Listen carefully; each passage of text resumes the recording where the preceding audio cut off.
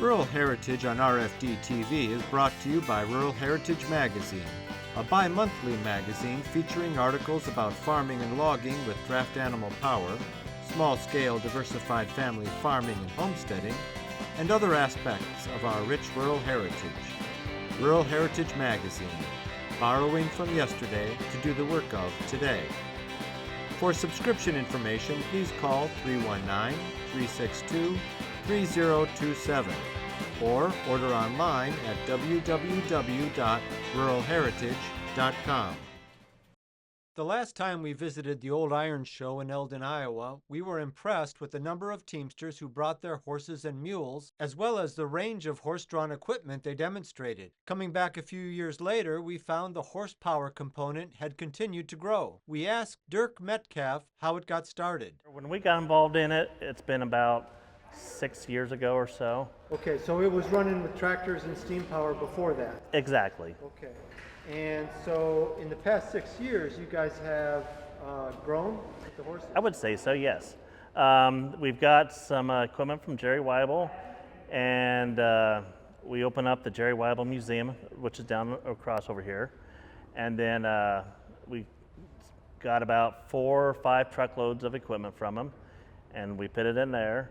And every year we use a little bit of it in the shows we do around here.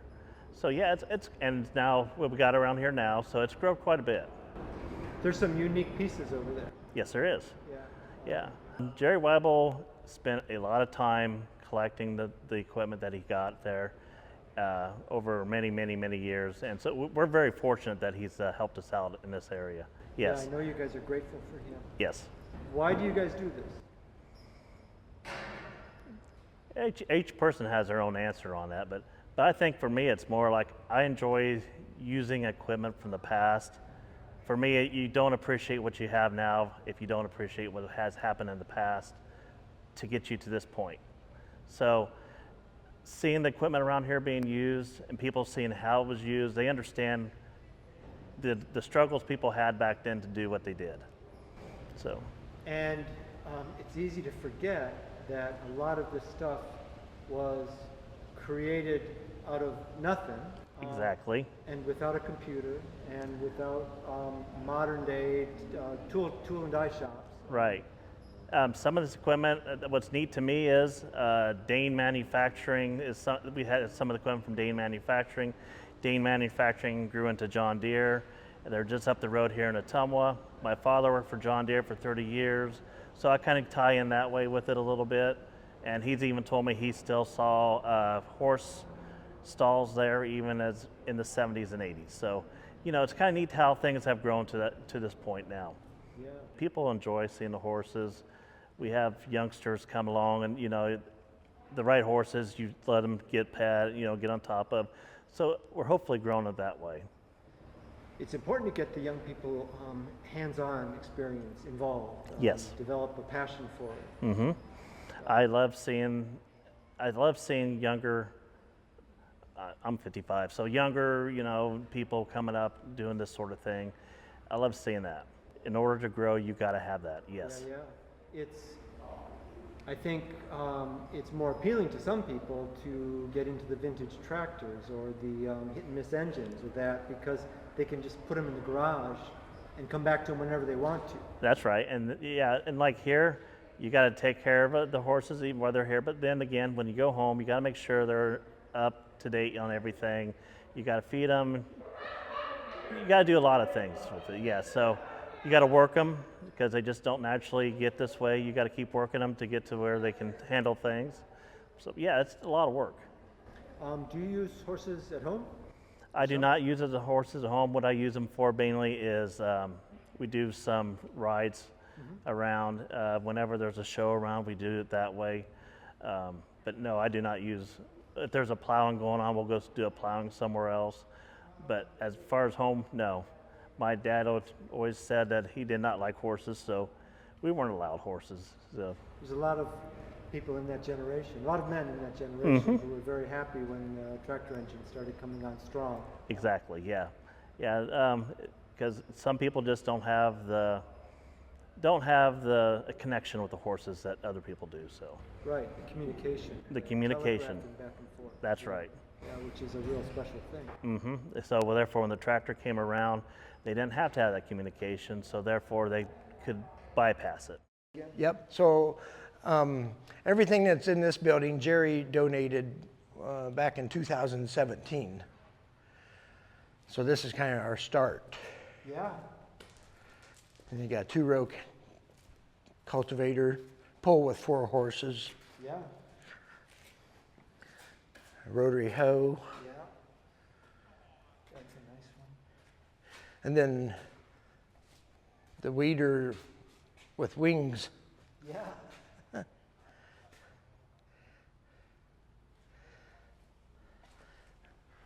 One row cultivator, a 3-bottom Emerson plow. So,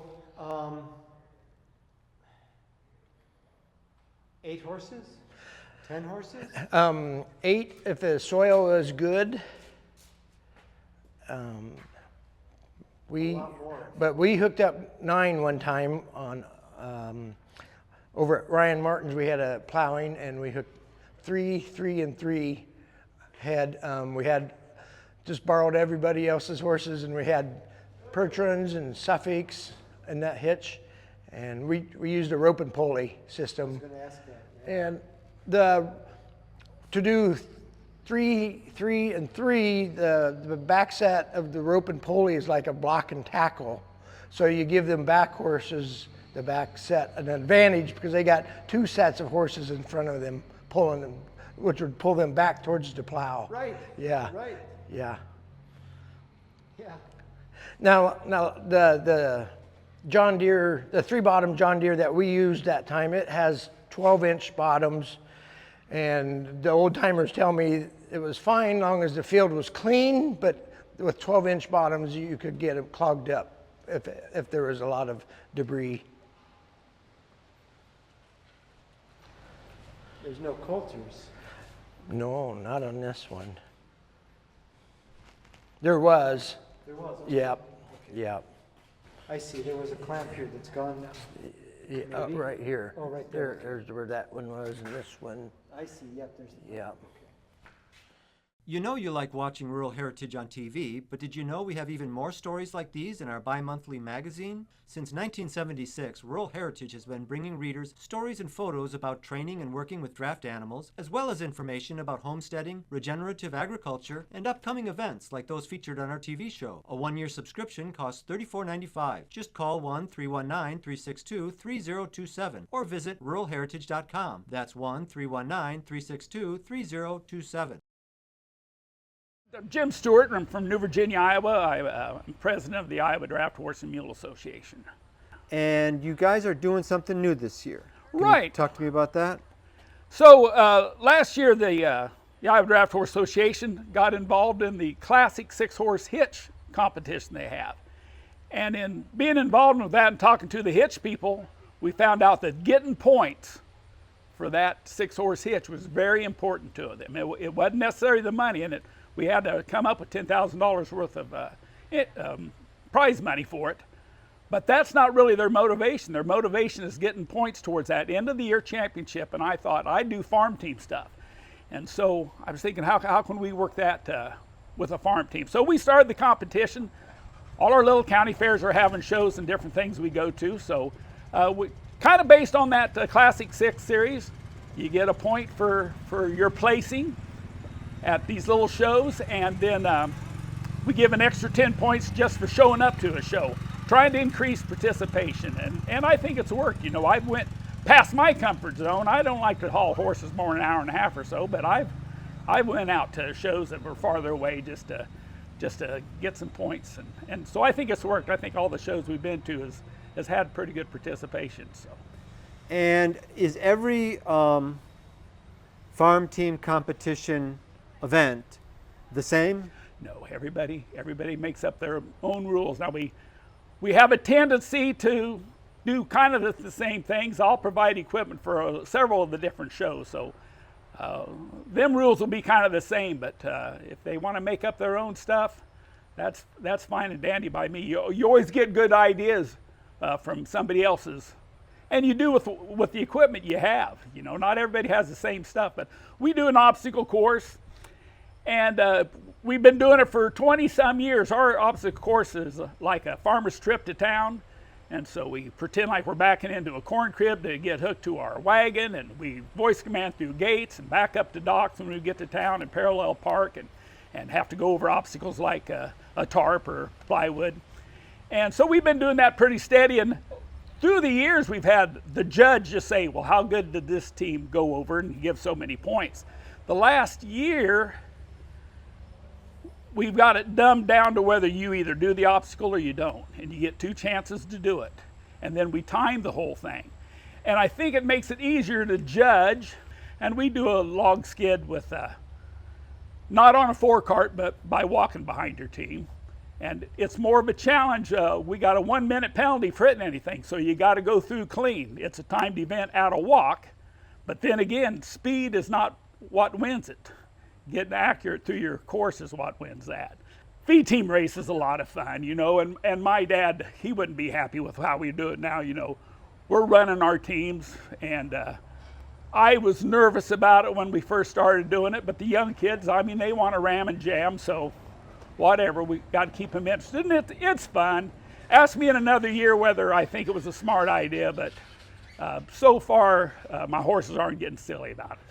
But we don't do any running at home. We we walk when we're at home. Right. But it's fun, and we do it a little different. You know, a lot of people seem to feed team races with 6 bales of hay and a swamper that's doing all the work and somebody driving. With ours, the driver does it all, and he can't get off the sled. You got to get close enough to the bale to be able to pick it up yourself, and we pour feed in a bucket and different things. So we do it a little bit different, and so it has to be a little more precise, a little more broke team that will stop and stand on their own while you're doing things. So we do things a little different, but that's what makes it interesting, I think. Not everybody has to do the same thing. So. Right. And it's called a farm team challenge. Yes. Nobody, you can't use just a single horse. No, we could. There's no reason why somebody can't do that on their own, but for our thing, it's a team. And so a team is the person and 2 particular horses. So I've got, 6 horses at home. Right. 3 of them had foals, so I took the other 3 to the shows with me, and I would make 3 different teams out of them 3 horses. So, so Judy and Agnes are scoring points, and so you'd have 3 entries. Right, yeah. Okay. And then maybe I'd have my granddaughter or something show one of them also. So sure. So you can get points that way, and so we had 18 teams in our feed team race last time we was in New Virginia, but it was a lot of the same horses with a different driver or different pairs of horses. But anyway, that's how we've set it up. People practicing this stuff at home, do you think? Yeah. Are they? This guy is. I mean, every time you hit your horses, you're doing some of them skills that you need, getting them to back up together and straight. Voice command stops is something you do every time you hitch, in my opinion. So. One of the parts of the obstacle course involves a gate. Yes. And it involves getting off, right, opening the gate, right, getting your team through, and then closing the gate.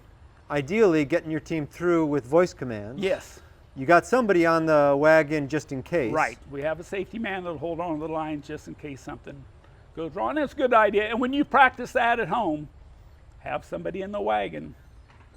Don't ever let them horses know there ain't somebody in there ready to pull back on them. Right. Yeah. Right. Back in the day, farmers would do that. Do it all the time. Yeah. By themselves. Yeah. And those teams worked so hard, they enjoyed the stopping and the resting. That's right. That's right. They just learned it. Nothing like fatigue to teach them to stand. Yeah. And corn picking's another good. You're picking corn and you're stepping 10 feet and stopping. That's another good activity for the horses. So. You mean with the bangboard wagon? Yeah, absolutely. And in that case, I pick corn at home, and I'll have the line stretched out alongside the wagon and tied to the back of the wagon, so I can reach and grab them if need be. And I have had to chase down the wagon a time or 2, but. Well, you don't know what's going to happen. Right, absolutely. You don't know what's going to fly up out of the corn or anything. And definitely at home, I go through the same gate every day, so I'm pretty satisfied that I'm going to go through it successfully. But if I'm at an event like this with a lot of people around, I'm not going to let my horses walk off on their own or get very far away from the line. So even though I think they're fairly well broke, you just don't know what's going to happen. So Right. And it's particularly important, it's always important, but it's particularly important when you have crowds. yeah, you don't know what's going to happen. Right. And that's unfamiliar surroundings. Right, I mean, one of the right. things that you guys are doing is you're getting your horses acclimated to all kinds of different stuff. Yeah, you go to something like this with the old Johnny Poppers popping around and steam engines, and went to Mount Pleasant here a couple of weeks ago, and you can't replicate that at home. Trains going by and blowing their whistle and the steam flying. So Right. Because it's points, yep, that kind of encourages people to do the traveling. right. To go places they might not otherwise have gone to. Absolutely. Meet people they otherwise might not have met. Yes. It kind of helps create community. Right. Absolutely. When I first come up with this idea, we were going to have our points during the year and then have like a championship show at the end of the year. And my idea was that there'd be a group up in Northwest Iowa, might have some shows, but they don't necessarily come to Southeast Iowa to show. And I thought that's how it, and it might grow to that someday. But right now it's pretty much the same dozen guys that are competitive and going to all the things. And then of course there are the other groups that come in just for their local show. If somebody watching the show wanted to come Yeah. and watch an event, where can they find the dates and the places? Okay, so IowaDraftHorse.com is our website, and Iowa Draft Horse and Mule Association has a Facebook page, and you'll get a lot of it on that. So. And it's probably a good idea to not necessarily count on that date being right Yeah. because of weather or Right, other things. absolutely, and that's true with any outside event. It's always weather related, but we normally have contact information next to them listing, so you can call whatever number's there. And you do a pretty good job of keeping people updated. I try to. Yeah. I try You to. send out emails. I got an email list with 250, 300 people on it, and anytime we have an event, I try to send that out. And so. And sometimes it might be just that you've gotten too much rain and you don't want to tear up the parking lot. Right, or whatever, absolutely. the grounds. That certainly has happened. So. Yeah. Yeah, the headache of trying to plan an outside event a month in advance is weather. So. In today's digital and impersonal age, there's nothing like recording appointments and family events in a calendar hanging on your wall for the whole family to use, then copying them to next year's calendar in December. Our Draft Horse wall calendars measure 12 by 19 inches, are wire bound to hang flat, and printed on heavy paper with large date squares for recording notes. One calendar costs $17.95. Buy two for $32 and save. All calendars are shipped free in the USA. To order yours, call 319-362-3027. Let's talk about the Farm Team Challenge. How did that go for you this year? Pretty good. I made it to all the events, and then I've been in first place. And yesterday after the plowing, Jim tied with me, so now we got to come up with a tiebreaker. Okay, all right. Do you use your horses at home for Yes. work? Yep. Okay. Spread manure, and I bought a new farm here last fall that 3 acres. I'm gonna put in corn. And I'm going to try my hand at the hand shucking too. Okay. Or invite the neighbors over to help. But Right. Is it going to be a heritage corn or open pollinated corn? Or you? I'll probably just do Regular regular, yeah, the stuff we already have that I'll just Sure. use the leftovers extras. Yeah. So you or your family farm on a larger scale? Yes. Okay. Yeah, me and my brother-in-law and then my mother-in-law farmed together after my father-in-law passed away 3 years ago. So they already had a farm established, and I just come down and we've been buying some more acres and renting some more ground, and that's probably the only reason I have time to travel with the horses and do all the farm team stuff. Sure. Have you met people on the Farm Team Challenge driving to different locations that you otherwise might not have met? Yeah, the one in Manning, Iowa this year, there was a few more guys that I'd never seen before that did it. And then in January we go to Denver Stock Show, and we've come friends with a lot of people out there, and then we started going to Kansas to farm team competitions. And we met a lot of guys from Texas and what was the other one? A lot of Kansas locals down there. And they actually started coming up here and competing with us. And then one of my good friends, Josh Winkler, he started, the Iowa Horse Fair is going to have a farm team competition in March this year. So we're hoping to get a pretty good crowd to come to it. Do you think that your horses improve by going to these kinds of events? Yes and no. I have mares, and this year they both had colts on them when we went to different events. And then the good thing about that is the colts get the experience and everything. But then I got them bred back too, so them being mares, they got a lot of hormones going through them all the time, so you never know how the day's going to play out. How they're going to react. Yeah. How you're going to be staged, what you're going to be near. Yeah. Right. Well, not so much that, because them horses, they've just got a knack for nothing bothers them. Okay. They take everything in and just go with it. That nothing gets them too excited. I've noticed that.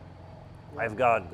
I got lucky on that, which is nice. I don't have to worry about them coming to these shows and having to worry about anybody getting hurt, or they don't take a wrong step. Most of it's just how much they can test my patience, and that to a certain extent, it's like talking to a young kid all the time. Right. So.